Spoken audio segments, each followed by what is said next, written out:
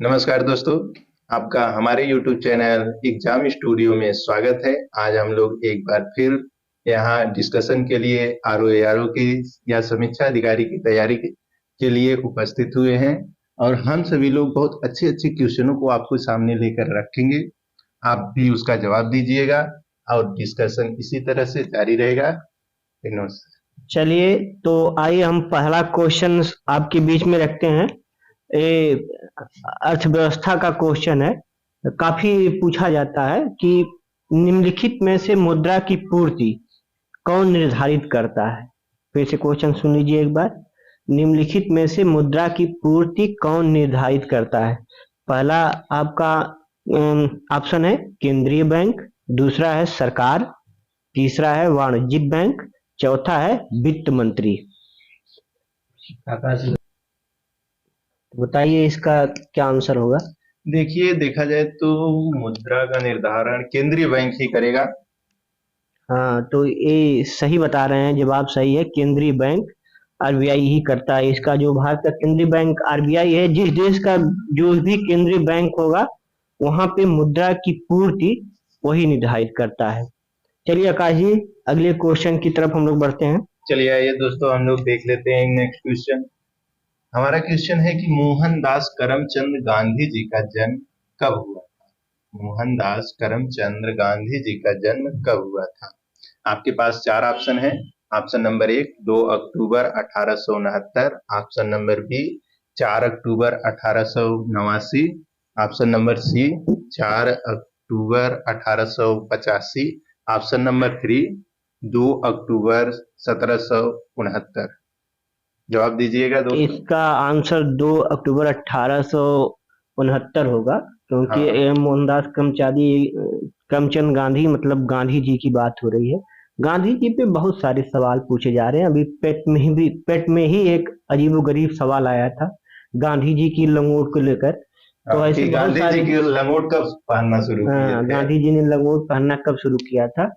तो ऐसे बहुत सारे क्वेश्चन आते हैं। चलिए चलिए तो अगले अगले गांधी क्वेश्चन जी की जो तरफ। थे, इनका जन्म पोरबंदर में हुआ था 2 अक्टूबर 1869 को ही। अच्छा, चलिए चलिए अगला क्वेश्चन मैं फिर अर्थव्यवस्था से पूछता हूँ। आरबीआई किस आधार पर मुद्रा का निर्धारण कर मुद्रा मुद्रा छापता है। मुद्रा मतलब छापता है किस आधार पे।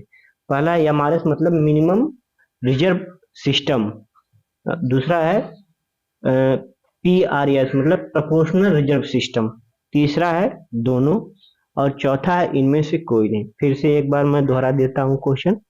आरबीआई किस आधार पर मुद्रा छापता है। पहला है मिनिमम रिजर्व सिस्टम, दूसरा है प्रोपोर्शनल रिजर्व सिस्टम, और तीसरा है दोनों, और चौथा इनमें से कोई नहीं। उत्तर बताइए इसका आप लोग। हमारा होगा। हमारे अनुसार मिनिमम रिजर्व सिस्टम ही होगा, क्योंकि इसी आधार पे छपाई की जाती है।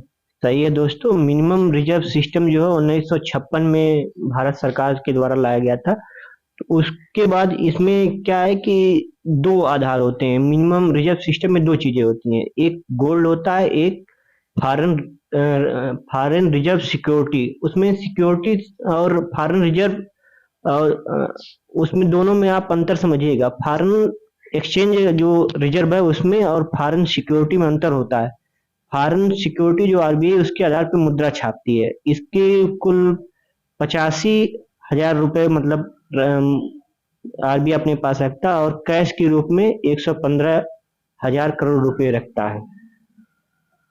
अगला पूछिए क्वेश्चन। चलिए दोस्तों, आइए नेक्स्ट क्वेश्चन देख लेते हैं। महात्मा गांधी अफ्रीका से भारत वापस कब आए थे। महात्मा गांधी दक्षिण अफ्रीका से भारत वापस कब आए थे। Option number 1 1915, option number B 1917, option number C 1916, option number D 1918। तो 1915 में आए थे। 1915 में ही आए थे, लेकिन यहाँ पे 9 अगस्त एक 1915। क्वेश्चन ये भी हो जाता है कि एक बार जो महात्मा गांधी पहली बार कांग्रेस के किस अधिवेशन में शामिल हुए थे। तो क्योंकि अब मोस्टली ये कहा जाता है कि 1914 में, लेकिन उससे पहले भी एक बार आके चले गए थे 1901 में। 1901 में एक वाले में, हाँ। दिनसा वाचा उसमें थे, पहले उस अधिवेशन में अध्यक्ष थे। उस बार आए थे महात्मा गांधी, लेकिन सिर्फ अधिवेशन में भाग लिया था, उसके बाद फिर वापस चले गए थे। चलिए दोस्तों, तो अगला क्वेश्चन देखते हैं। निम्नलिखित में से मुद्रा के कार्य कौन कौन से हैं? निम्नलिखित में से मुद्रा के कार्य कौन कौन से हैं? पहला है लेन देन का माध्यम, दूसरा है मूल्य संचित करना, तीसरा है खाता की इकाई, और चौथा है सभी। बताइए आकाश जी। देखिए, मुद्रा के कार्य इसमें से सभी हो जाएंगे, क्योंकि यह लेन देन भी करता है और जो अन्य ऑप्शन है मूल्य संचित और खाता के लेना है, ये सभी करता है। तो देखिए, इसमें तो लेन देन के माध्यम तो सभी लोग समझते हैं कि लेन देन का माध्यम कैसे होती है मुद्रा, लेकिन मूल्य संचित करना, जैसे हम कोई वस्तु खरीदते हैं जब, तो उसका एक मूल्य होता है, तो एक तरीके से हम कहेंगे कि उस वस्तु का जितना मूल्य है उसको उस मुद्रा ने संचित किया है। तो ये तो हो गया मूल्य को संचित करना। और खाता की इकाई, जब हम बैंक में पैसा जमा करते हैं तो वो एक इकाई के रूप में ही जमा करते हैं बैंक में, तो उसको खाता की इकाई ही कहते हैं। चलिए अगला क्वेश्चन पूछिए। चलिए दोस्तों, नेक्स्ट क्वेश्चन देख लेते हैं। दक्षिण अफ्रीका के किस रेलवे स्टेशन पर गांधी जी को ट्रेन से फेंका गया था? दक्षिण अफ्रीका के किस रेलवे स्टेशन पर गांधी जी को ट्रेन से फेंका गया था? ऑप्शन ए है आपके पास Johannesburg, option B Durban, option C Pietermaritzburg, option D Pretoria. जवाब दीजिएगा दोस्तों। पिट्स मारिट्सबर्ग इसका सही आंसर होगा। ऐसे क्वेश्चन पीसीएस में कई बार पूछे हैं, तो आप इसका जो है एक्सप्लेनेशन ये है कि मतलब गांधी जी जो है पहले वहां पे बहुत भेदभाव था अफ्रीका में, मतलब बहुत भेदभाव था कि ब्लैक लोगों को प्रथम श्रेणी के डिब्बों में, ट्रेन के डिब्बों में चढ़ने नहीं दिया जाता। तो गांधी जी इंडिया से गए थे, इंडिया में उतना था नहीं भेदभाव, तो यहाँ से गए तो वहाँ के प्रथम श्रेणी के टिकट खरीद के चढ़ गए ट्रेन में। अब वहाँ अंग्रेज सब आए और इनको उठा के फेंक दिए बाहर, टिकट होने के बावजूद फेंक दिया बाहर। तो गांधी जी ने वहीं से फिर सीख लेकर वहीं से गांधी जी ने सत्याग्रह स्टार्ट किया वहां, फिर उन लोगों को मुक्ति दिलाई, मतलब उसमें ब्लैक लोगों को जो परेशानियां हो रही थी वहां पे, उनसे मुक्ति दिलाई। तो चलो दोस्तों, अगली क्वेश्चन की तरफ बढ़ते हैं। तो अगला क्वेश्चन, निम्नलिखित में से कौन सी एक ठंडी जलधारा है? ये ज्योग्राफी का क्वेश्चन है, काफी पूछता है। जलधाराओं से तो लगभग हर एग्जाम में एक दो क्वेश्चन आ ही जाते हैं। तो आपके ऑप्शन है Agulhas, Benguela, Gulf Stream, Kuroshio. फिर से एक बार क्वेश्चन आप सुन लीजिए। निम्नलिखित में से कौन एक ठंडी जलधारा है? Agulhas, Benguela, Gulf Stream, Kuroshio. तो देखिए, इसका सही जवाब तो बेंगुएला हो जाएगा, क्योंकि ये जो जलधारा है ये ध्रुवीय क्षेत्र से बहकर इधर की तरफ प्रवाहित होती है कि विषुवत रेखा की तरफ प्रवाहित होती है, जिसके कारण ये ठंडी जलधारा होगी। अगर गल्फ स्ट्रीम की देखी जाए तो ये उत्तरी अटलांटिक महासागर में विषुवत रेखा से ध्रुव की ओर प्रवाहित होती है, जिसके कारण ये गर्म जलधारा होती है। और एक आपने ऑप्शन दिया था कि क्यूरोसियो जलधारा प्रशांत महासागर में, वो जापान के साइड से यह उत्तर विषुवत रेखा से प्रवाहित होते हुए ध्रुव की ओर जाती है, जिसके कारण यह भी गर्म जलधारा हो जाएगी। तो जो वेनेजुएला की धारा है यह ठंडी जलधारा। वेनेजुएला, यहाँ पे देखिए दोस्तों, एक ही कॉन्सेप्ट है कि जो जलधाराएं ध्रुव से विषुवत रेखा की तरफ आती हैं वो ठंडी जलधारा होंगी, और जो धाराएं विषुवत रेखा से ध्रुवों की तरफ जाती हैं वो गर्म जलधाराएं होंगी। तो जो अंगुलहास और वेनेजुएला है, ये दोनों अफ्रीका महाद्वीप की, वेनेजुएला जो अफ्रीका महाद्वीप के मतलब हिंद महासागर में है, और जो अगुलहास है ये है अटलांटिक महासागर में, और ये ऊपर जाती है, मतलब विषुवत रेखा की तरफ जाती है अगुलहास अटलांटिक महासागर में, नीचे से साउथ अफ्रीका के कोना से होकर, और वेनेजुएला जलधारा जो है विषुवत रेखा से मतलब सोमालिया की तरफ से मोजाम्बिक चैनल में होकर चलती है। और क्यूरोसियो की जलधारा जो है ये जापान को टच करते हुए जाती है, नीचे से विषुवत रेखा से फिलीपींस होते हुए जापान को टच करके ऊपर जाती है, और ऊपर से ओयासियो की जलधारा आती है। यहीं पे बीच में जो सबसे ज्यादा मछली का उत्पादन होता है जहाँ पे जो एक गर्म जलधारा और ठंडी जलधाराएं मीट करती हैं। और गल्फ स्ट्रीम जो कैरेबियन महासागर है उससे होकर निकलती है फ्लोरिडा की जलधारा, फिर उससे जाकर ऊपर मिलती है गल्फ स्ट्रीम, फिर यही आगे बढ़ के आपका नॉर्वेजियन जलधारा भी बन जाती है। वो चलिए तो अगला क्वेश्चन की आइए दोस्तों नेक्स्ट क्वेश्चन देखते हैं। हमारा क्वेश्चन है कि गांधी जी दक्षिण अफ्रीका में कितने वर्ष तक रहे? गांधी जी दक्षिण अफ्रीका में कितने वर्ष तक रहे? ऑप्शन ए है 18 वर्ष, ऑप्शन बी है 21 वर्ष, ऑप्शन सी है 25 वर्ष, ऑप्शन डी है 16 वर्ष। जवाब दीजिएगा दोस्तों। तो ये 21 वर्ष लग रहा है, क्योंकि 1893 में यहाँ से गए थे अफ्रीका। और फिर 1915 में चले आए, लेकिन बीच में एक वर्ष जो आए हुए थे उनको भी अगर घटाया उठाया जाए तो लगभग 21 वर्ष तक आता है।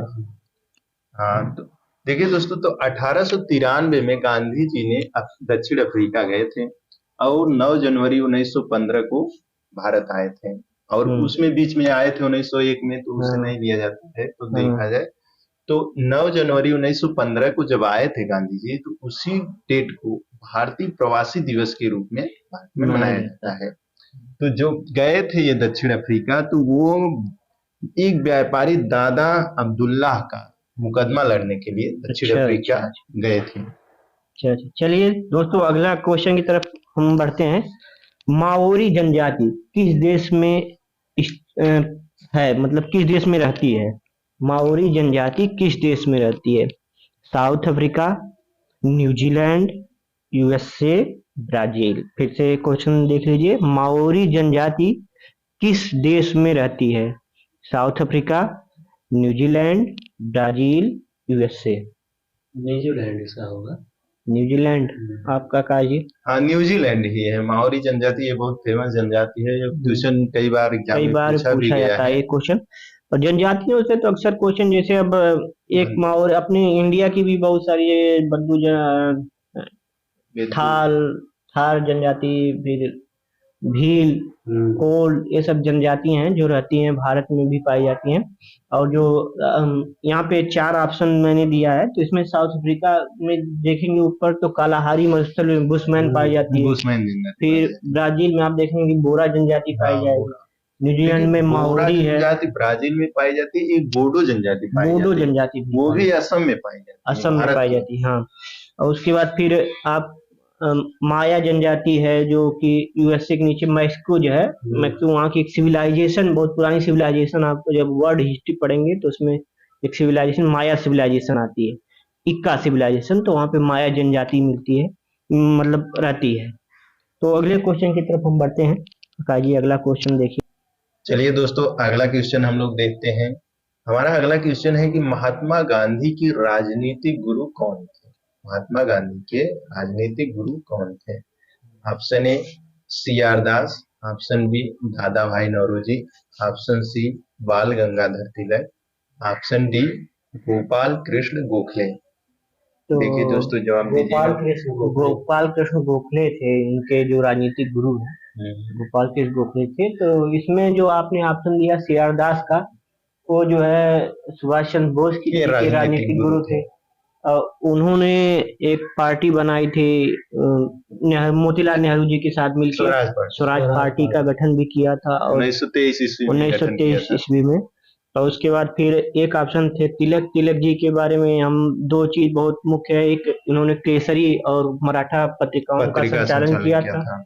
उसके बाद जो है इन्होंने गणेश महोत्सव, शिवाजी महोत्सव मनाना स्टार्ट किया। 1920 में इनकी मृत्यु हो गई थी। उसके बाद से तिलक असहयोग के आंदोलन के पहले हो गई। उसके बाद जो है इनके ही नाम पे एक फंड का निर्माण किया गया था 1920 में, तिलक फंड के नाम। तिलक फंड, हाँ। चलिए अगला क्वेश्चन। तो चित्रंजन दास कहते हैं ये CR दास। चलिए तो आइए दोस्तों अगले क्वेश्चन पे चलते हैं कि ये क्वेश्चन आता है कि हाथी घास किस घास को कहा जाता है? हाथी घास किस घास को कहा जाता है? इस टाइप के क्वेश्चन कुछ भरोसा नहीं है कब किस टाइप के क्वेश्चन पूछ दे। आजकल के क्वेश्चन पैटर्न को देखते हुए कुछ कहा नहीं जा सकता। तो इसके ऑप्शन है, पहला ऑप्शन होगा सवाना घास, दूसरा होगा पंपास, तीसरा होगा पेरी और चौथा होगा डाउन्स।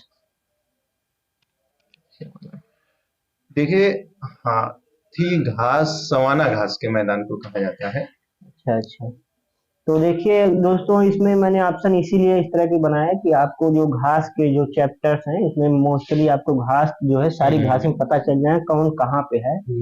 तो सवाना घास सभी लोग जानते हैं कि ये अफ्रीका में पाई जाती है।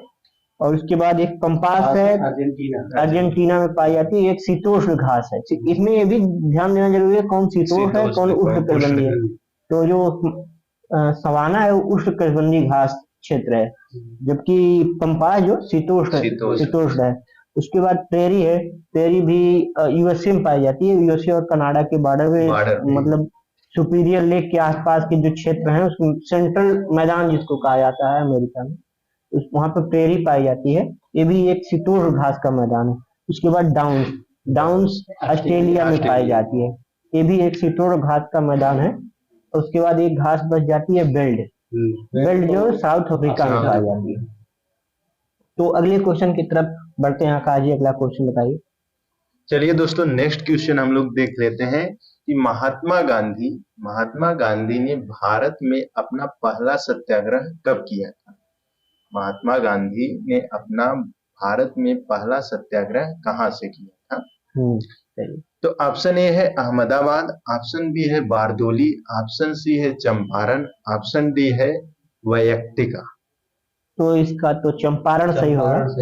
1917 में स्टार्ट हुआ था। तो यहाँ पे महात्मा गांधी क्या है कि जब भारत आए तो 1916 में पहली बार लखनऊ अधिवेशन में भाग लिया उन्होंने।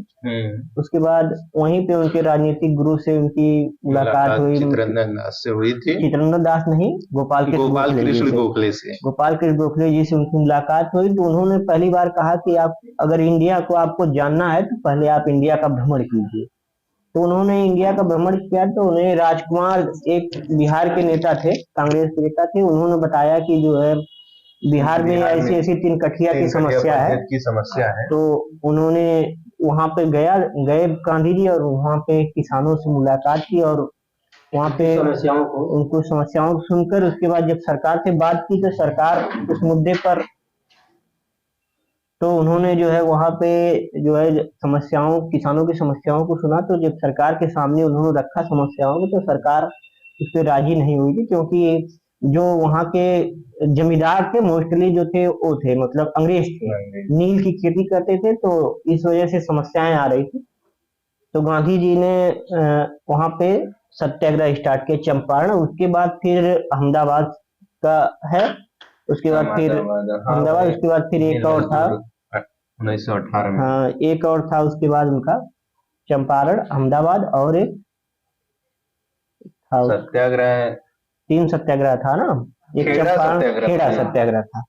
3, अहमदाबाद मिल मजदूर, खेड़ा सत्याग्रह किसानों का वहां पे भी था। चलिए तो फिर अगले क्वेश्चन की तरफ बढ़ते हैं कि निम्नलिखित में से कौन सा एक असंतृप्त वसा है।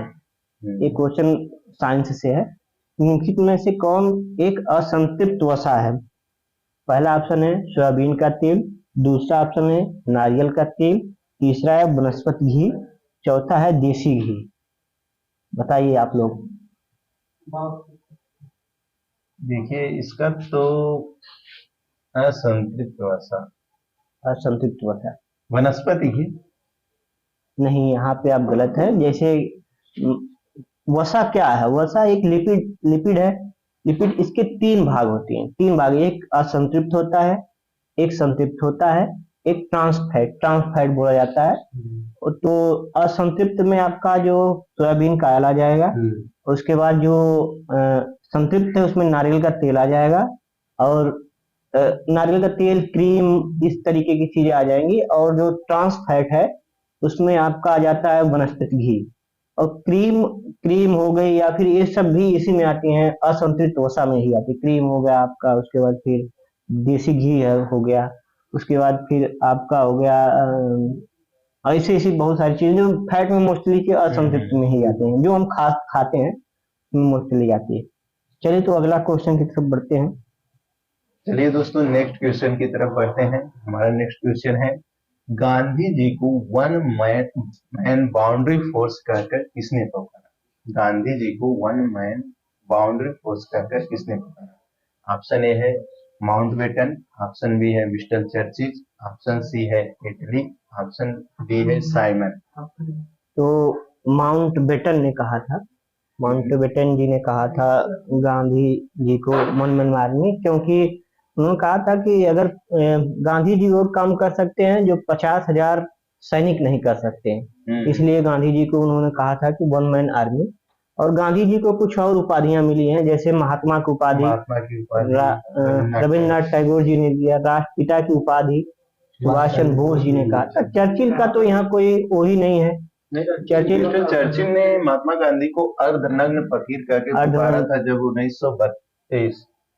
1931 के वो गोलमेज सम्मेलन में गए थे, तो वहीं पर उन्होंने पहली बार धोती में देखा था। तो विंस्टन चर्चिल ने ही पहली बार महात्मा गांधी जी को कहा कि ये विंस्टन चर्चिल का एक वो भी आया था, एक है कि जब द्वितीय विश्व युद्ध चल रहा था तो भारत में जो फेमाइन आ गया था, मतलब अकाल पड़ गया था बंगाल में, तो उनसे पूछा गया एक बार कि